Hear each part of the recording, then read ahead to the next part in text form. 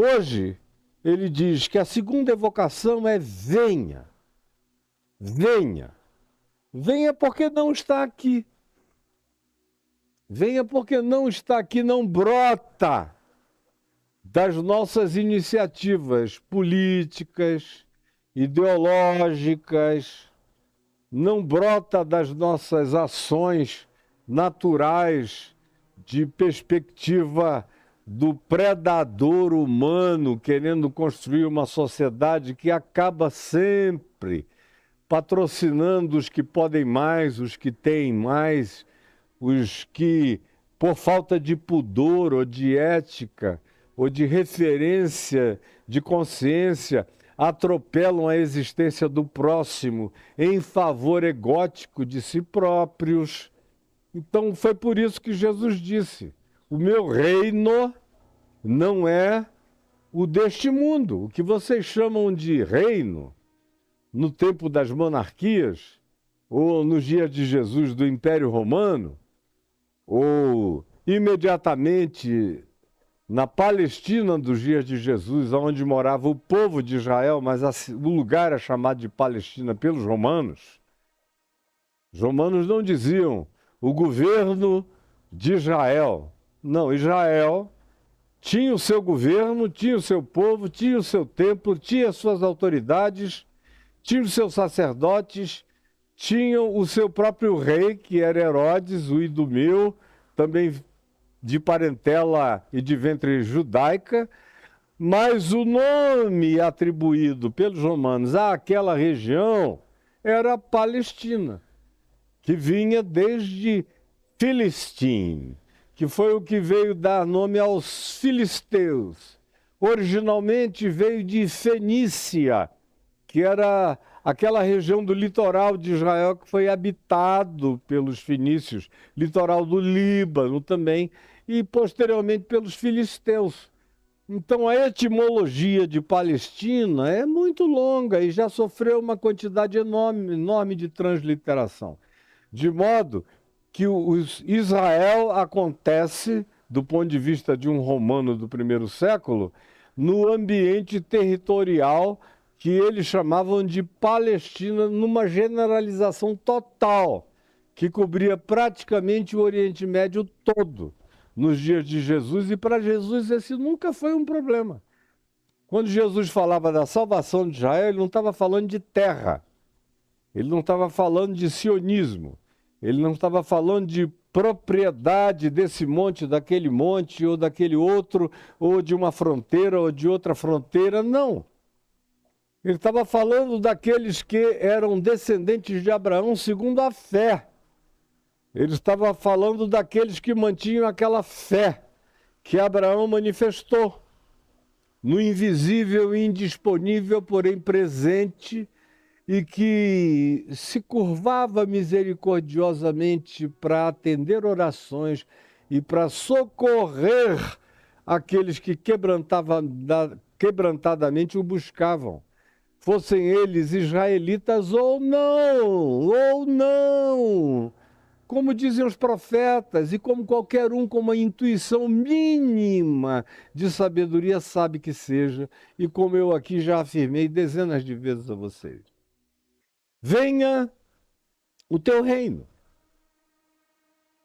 O que soava, por exemplo, para um romano, ouvindo essa oração, como uma coisa completamente subversiva, revolucionária, politicamente provocativa.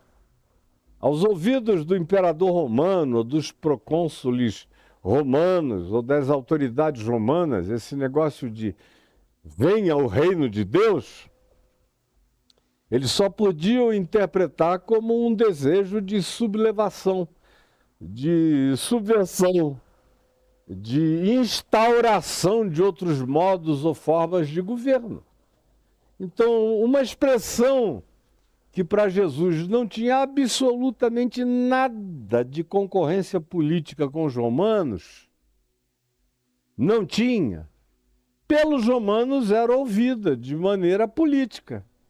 Assim como tem uma quantidade enorme de coisas que eu digo aqui que só tem a ver com princípios do reino de Deus, mas você, no amebismo de falta de intelecto que o fanatismo religioso provocou em você, você só interpreta politicamente. Aí fica dizendo, o Caio é de esquerda, o Caio é progressista, o Caio é não sei o quê. Meu amigo, eu sou do Evangelho. E eu vou sempre propor o que Jesus ensinou. Se para você isso é interpretado como sendo de esquerda ou progressista, ou como outras coisas que eu digo, e os de extrema esquerda dizem que isso é coisa de direita, é problema deles. Eu não estou querendo agradar Max Weber, nem Karl Marx, nem ninguém. Meu negócio é com Jesus. E a estupidez é toda sua. Eu não tenho nada a ver com isso, entendeu? Mas você não entendeu e nem vai entender, porque os olhos estão fechados. Venha o teu reino. Trazia já em si o germe de uma provocação, pela qual todos os apóstolos morreram executados, depois de torturados. Foi por causa da esperança do reino de Deus. Foi por dizerem, venha o teu reino. Jesus Cristo é o Senhor.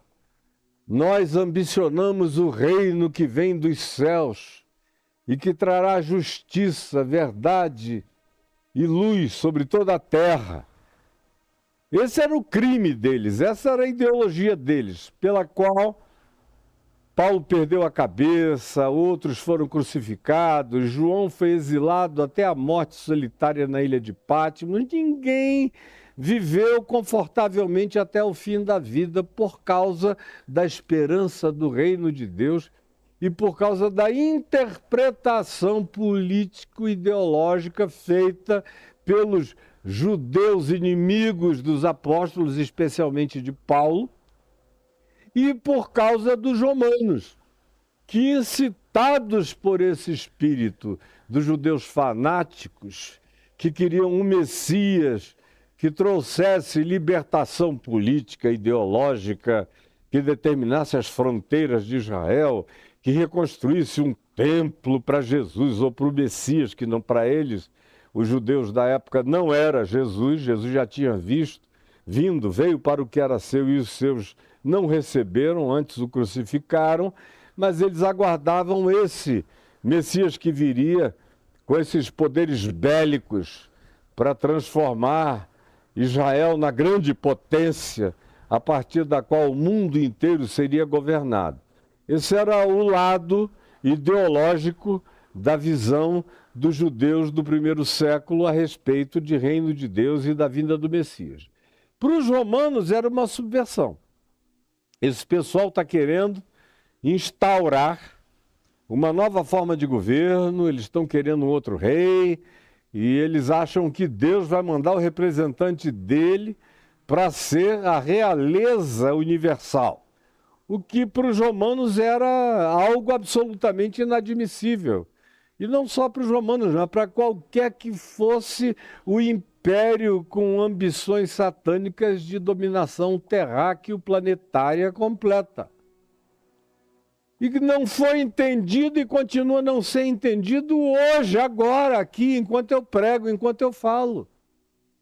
Eu continuo a não ser entendido falando do reino de Deus. E do meu desejo de que ele venha.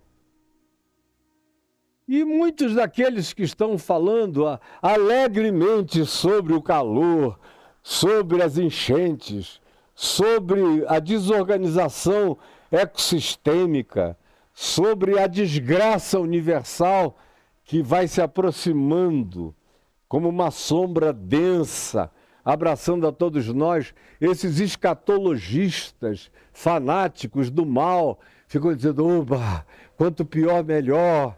É sinal de que Jesus estão voltando aí, vão aí para os podcasts apavorar o pessoal. Só não fazem o que deveria ser feito. Que é ensinar que nós humanos somos os responsáveis pelo que está acontecendo e ainda temos o poder de parar isto, Nós podemos. Ainda dá se quisermos. O problema é que não queremos. Você diz, ó, como tem aqui alguém, desculpa, placa 148, não tem nome, não é gente.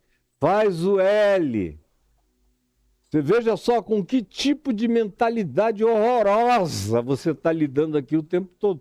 É que eu não tenho tempo para ler a idiotice nem a estupidez, mas muito obrigado pelo bom exemplo da sua idiotice. Faz o L, viu? Aqui. Esse L agora é de logo vem o mal. E vocês estão aí brincando. Elegeram quem disse que não estava acontecendo nada. Talvez os Estados Unidos elejam outra vez quem diz que não está acontecendo nada, até que as bolhas estourem para todos os lados e o câncer de pele se transforme numa epidemia universal. Mas cada um sabe, a advertência não faltou, nem tem faltado e não faltará.